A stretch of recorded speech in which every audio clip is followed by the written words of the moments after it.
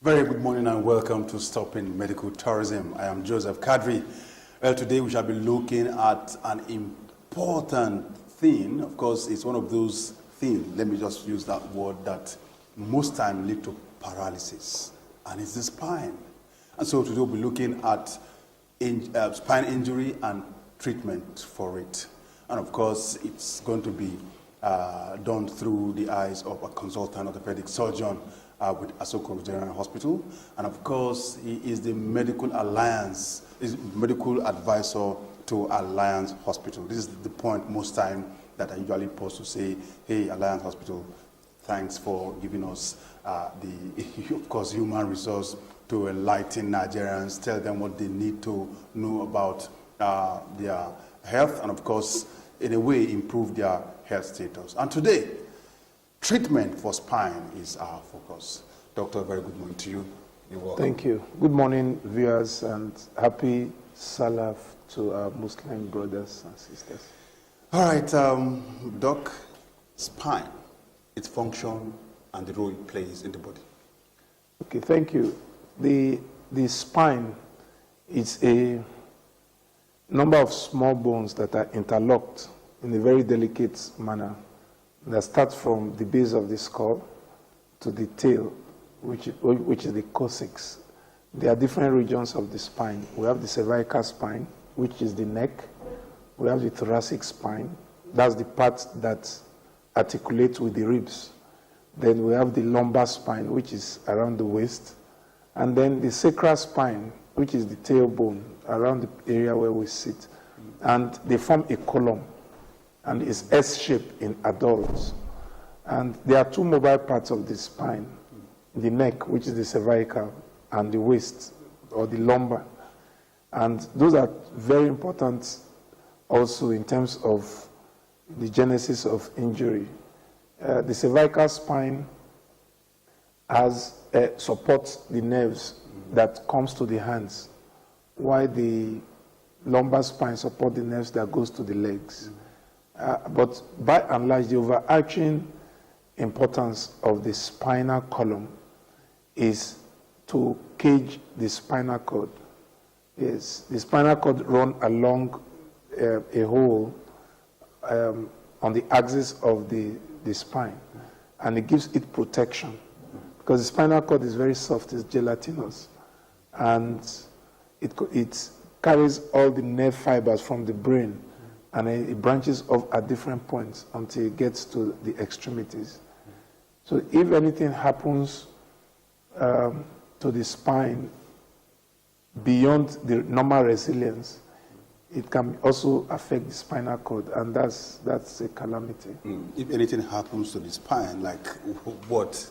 Is it, could it be those carrying heavy equipment, or those, of course, who most times sit long hours in the office, those who don't exercise? I mean, what can lead to, the abnormality of the spine? Thank you. Now, spine injury has many causes, and most of the time is from trauma.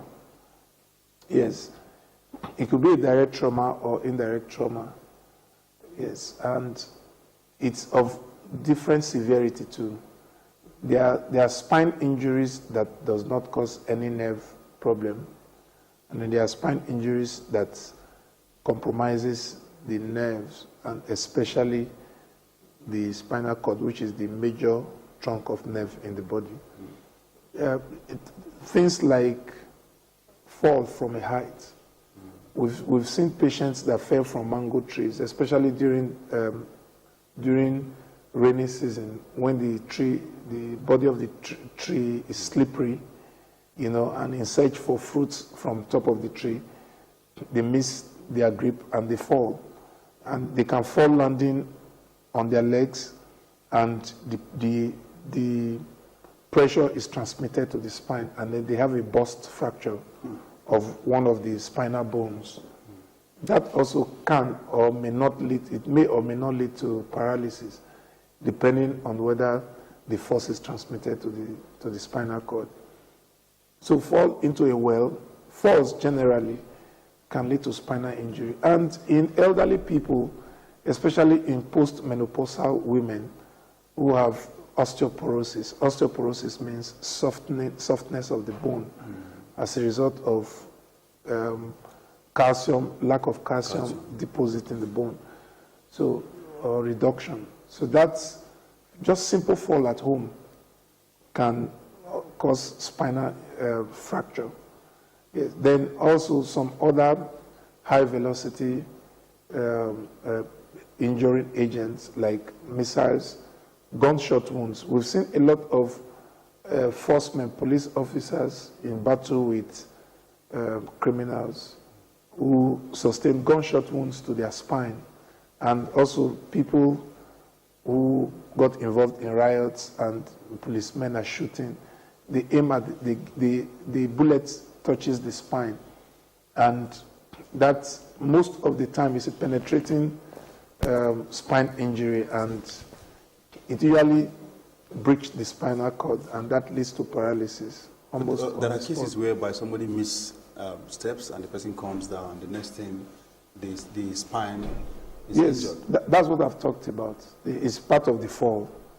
Then we also have road traffic accidents, a very common source of spine injury, especially for patients who do not use seat belts.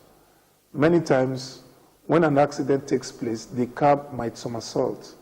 And when it does that, people are thrown out of the vehicle. And those who are not on seat belts. And when that happens, depending on how they land, the neck can buckle, the trunk can buckle, the spinal cord, the spine can fracture or be breached, and that can lead to spinal cord injury. So that underscores the importance of seat belt. We cannot overemphasize that, And also communal clash with daggers, cutlasses, and all that can lead to penetrating spine injury. But by and large, spine injuries is caused by trauma. In some cases, the trauma might appear mild, but in others, it can be very severe. But what happens to the spinal cord at the end of the day is what determines the prognosis, how the outcome of that injury will be. At what point do we have paralysis? Yes, paralysis occurs when the spinal cord is breached. There are two types of paralysis. One is a temporary one, and then the other one is permanent. And you may never know which one will be permanent from the very beginning, even though now, with the MRI scan, you can know, because that's the gold standard for the investigation of the spine, of spine injuries. The MRI looks beyond the bone into the soft tissue and very fine details, unlike X-ray that just looks at the bone, can't tell you what's going on in the inside. So for the temporary injury, we call it spinal shock. When something major happens to the spine, maybe just a shaking of the spine, in quotes, the spinal cord can go to sleep. Just like that? Yes, we say it's a spinal shock. When there has been a spine injury, either there's a buckling or there's a pressure on the spine from that injury, it goes to sleep. We say it's a spinal shock. And functions from that point of the injury down will be lost. There will be loss of sphincteric function. That means the patient cannot control his urine, cannot control his stooling, no sensation, no pain, nothing. But after a period of about 6 weeks, the function can return. That's for patients that have incomplete spine injury. But for those who have complete... But despite the shock, yes, the person still needs an intervention of an expert? Yes, I believe we'll have time to talk about treatment. Sure. Yes. So, the spinal shock, the spinal cord recovers from the shock after about 6 weeks, and then the functions return. But for complete injury, there's no return, and that's you've got it. That's all. Yes. For permanent. Yes. No sensation, no touch, no pain, no control of urine, no control of feces, nothing from the point of the injury down. Okay. So there are also some spinal cord injury. There are also some spine injuries that involves fracture of the bone. We call them the vertebra. The vertebra can be fractured, and the fellow might be lucky not to have a spinal cord injury. That also is an emergency. It needs to be fixed. Otherwise, something can happen further, and then the spinal cord can now be affected. Okay, now in all of this, be it temporal, permanent, of course you talked about the different, spinal injury, the lumbar, the cervical, and all of that. What is the treatment? And of course, it's one of the things that is contributing to medical tourism. Yes, spine generally is one of the leading causes of medical tourism in Nigeria. Yeah, so because it? It's delicate, and people are afraid that something might happen to their spine, to their spinal cord and all that, and so they are not sure. I'm sure of Alliance Hospital. We do an average of about 15 spine surgeries in a month. That's huge. Yes, both complex and simple cases. And these are things that many people rush to do abroad. Yes, and the cost is massive. An average spine surgery in the US, where you have to do instrumentation and fix, it's about $150,000.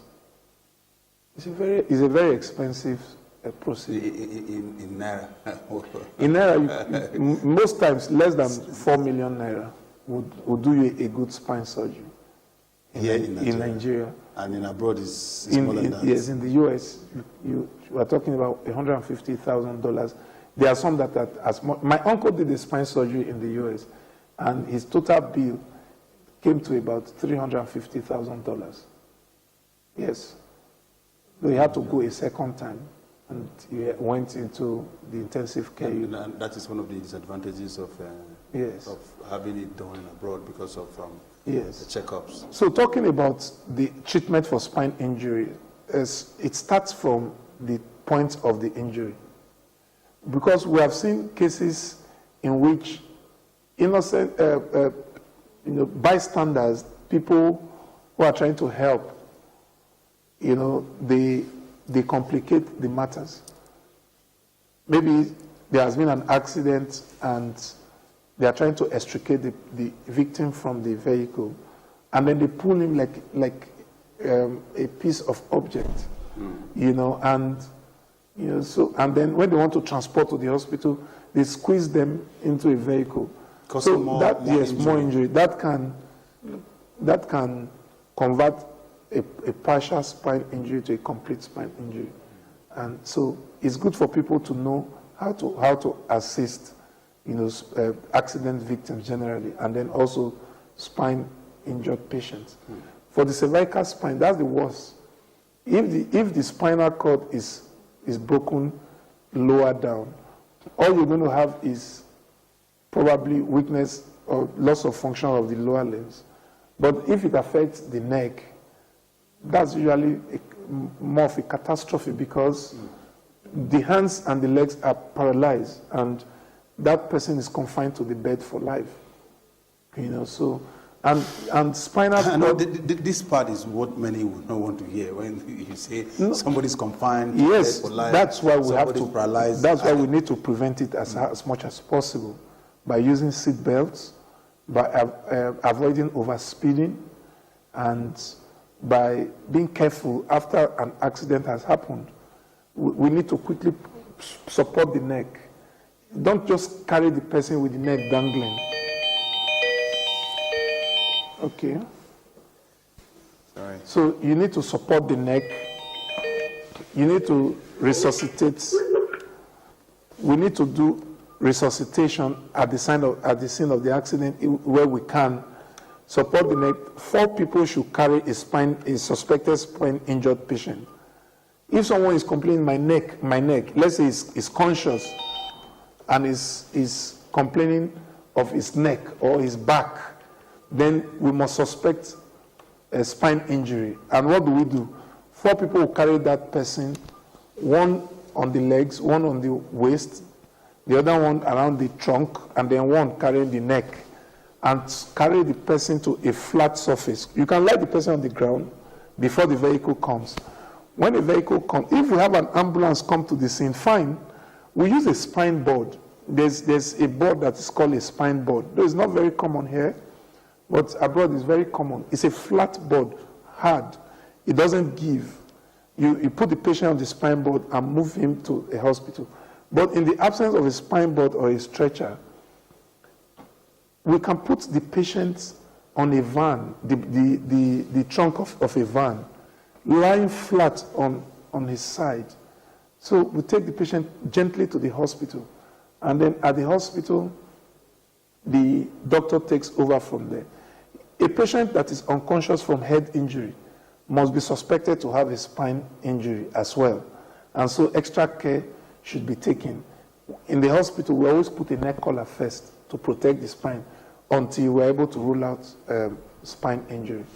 Okay, Doc. Then after that initial treatment of stabilizing the patient, keeping the patient alive, he's bleeding, stop bleeding. If he's having breathing problem, fix that. Then we now go to dealing with the spine. Yes, and an assessment of the spine is done. Of course, an MRI scan is done to assess the extent of the injury. And then there are some that may not be really serious. We just put a corset to support the spine, give analgesics. But for very severe injuries, some of them might need operation to fix the fracture. You know, sometimes the spinal cord is compressed, but it's not fractured, it's not transected. So you need to go in and decompress the spinal cord so that it can function normally again. Well, what you have said is very, very interesting. I'm sure that viewers definitely are taking note of all that we have been talking about here. It can come temporary and it can be permanent, but if it comes temporary, you need the attention of an expert so as to bring it back. Whether temporary or permanent, you need the expert. Yeah, but at this point, the lines, of course, is open for you to call in, ask your question or your comment. Whatever it is, he is a bone doctor, as is mostly said in a layaway, but he's a consultant orthopedic surgeon. Whatever you have that has to do with bone, he's capable of handling it. A very good morning to you and welcome. Good morning. Your name and where you're calling from? My name is Malik. I'm calling from Abuja here. Okay, Mr. Malik, ask your question. Please, I want to ask a question from the doctor. I greet you, doctor. Thank you. Good morning. Good morning, sir. Thank you. Please, I want to know whether things like tuberculosis can lead to spinal injury. I mean, something like that. Yeah. Yes. Especially at the lumbar side. Yes. Number 2, if you have gone for a treatment, say in India, and you are back, and you are still having this problem, you have a loss of the leg. It's been affected, cannot move. Yes. What do you do? Okay. Yeah. Thank you. Okay. Now Okay, Mr. Malik, you can listen to him. I have to end the call now. Okay, thank you, Mr. Malik, for your question. The first question, can tuberculosis of the spine lead to paralysis or spine problem? Yes, that's correct. It is not a spine injury, it's a spine infection, but it can compromise spine function. Tuberculosis of the spine, anywhere along the spine can be affected. And the TB bacteria can eat up the bone to a large extent, and it can lead to a collapse of the bone. and that can actually cause spinal cord injury and or spinal cord malfunction, and it can lead to paralysis. But how does one know that he has TB of the bone? Yes, it will be from the function, from the symptoms. Patient might be coughing, might be having weight loss, then complain of back pain, and then when you examine the back, you will find some things, and then there might be loss of spinal cord function. You'd get to know. Okay, and the second question of Mr. Malik, he came back from the second India. question, he came back from India and he's still having problems with weakness of the legs. Number one, it depends on what they did for him in India and what he went for in India. If it's a complete spinal cord injury, then it's complete. Anywhere in the world, there's nothing anybody can do. Yes, all they need to do is to fix the spinal column so that he will be able to enter the wheelchair without problems. But for the spinal cord function, once it's transected, that's the end. Nothing can be done. But if it's some other things, maybe infection, tuberculosis, like I was trying to mention, it can be looked at. So he needs to visit a center. Okay, Mr. Malik, you need to go to Alliance Hospital at number 5 on Patrick. He will be evaluated, and then the true situation will be told. In 11 Abuja, I'm sure expert there will be able to take care of it. Hello, good morning. Good morning, my name is John. I'm calling from Abuja. John. Yes. Okay, quickly, your question. I have a spinal injury. That's it. But I want to contact the doctor. There is a new treatment now called Otabor stimulation. It's running all over the world now between America and some parts of Asia that are doing that. Then my second question is, if I want to go for assessment there, they asked me to do hand function test. That is, test my hand for them to know my hand strength. So I don't know whether they can do it for me in that alliance. What test? Hand function test. Hand function. Yes. Well, I don't want to assess. You say you have spinal cord injury. Which part of the hand, which part of the spinal cord is injured? Is it the neck? C5C6. Oh, C5C6. Okay, yeah. So what needs to be done is to chart. Is a muscle chart. Yes. The physiotherapist will do it. Any trained physiotherapist just come to Alliance. Alliance will handle it. Check it. They can't do it. Even my own personal physiotherapist. Okay. They couldn't do it. They gave me the parameters. Okay. I should keep going. I should do this. I should do that. But she doesn't know how to check it. Okay. If you come around, you will be given the appropriate advice. Okay, sir. Thank you. All right. Thank you. Thank you. But Doc, what is the cause of that? That his ailment? No, it could be it's injury. Yeah. It's injury. It's what we've been talking about. Hello, good morning. Good morning. Your name and where you calling from? I'm calling from Pate. Okay, quickly your question. Hello? Oh, sorry, we lost that call. You're talking about the fact that his condition we have been... Yeah, it may have been as a result of spinal cord, injury, accident or anything. Okay. Hello, good morning. Hello, sir. Good morning. Your name and where you calling from? Yeah, I'm Sunday, calling from... Okay, Mr. Sunday, what's your question? Yes. I want to thank your God. So my question is this. Can the stroke or paralysis have anything to do with the spine injury? Does it have any connection at all? No, stroke is coming from a higher center. It's coming from the brain. It has not, but it is still going to lead to weakness. But this time, the problem is not with the spinal cord, but it's with the brain. Yeah. But can the regular exercise soften the bone around the spine? Regular exercise will help the bone to even be stronger. Okay. Yes. It prevents spine injury at times. It can reduce the incidence of spine injury in the elderly when they fall, because when the elderly's bone is soft, just little fall can lead to spine injury. All right. Thank you, Mr. Sunday. Okay, the time is running really fast and we really cannot take all the calls. But what we can do is, even after the program, you can still call in and we'll pick your call and respond to you. Hello, good morning. Hello. Your name and where you calling from?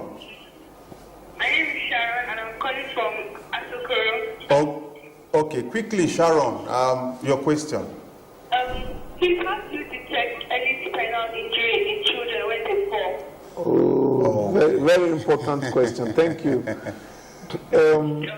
It's still the same thing, but because of the flexibility of the spine, it's plastic in children. Spinal cord injury is very rare in children because the spine is flexible. But it will still be the same thing, like loss of sensation. Child is not able to walk and is not able to feel, and the child cannot speak. Yes, for children who cannot talk, you will notice that a child that was walking before is not able to walk, and you touch the child, he can't feel it, and a child that can control urine before can no longer control urine. So you get to know. Okay, we'll take this very last call. Hello, good morning. Hello, good morning. Your name and where you calling from? I'm calling from Dubai. Okay, quickly, your question. Your question. Okay, we lost that, and that's, of course, the much we have for the program this morning. I must say a very big thank you to Dr. Christopher Otabor, consultant orthopedic surgeon with Asoko General Hospital, and also the medical advisor to Alliance Hospital. I must say a very big thank you for thank coming in. And the much we have on the program today, but even after the program, I can see some calls. Just keep calling. We'll respond to you even after the program.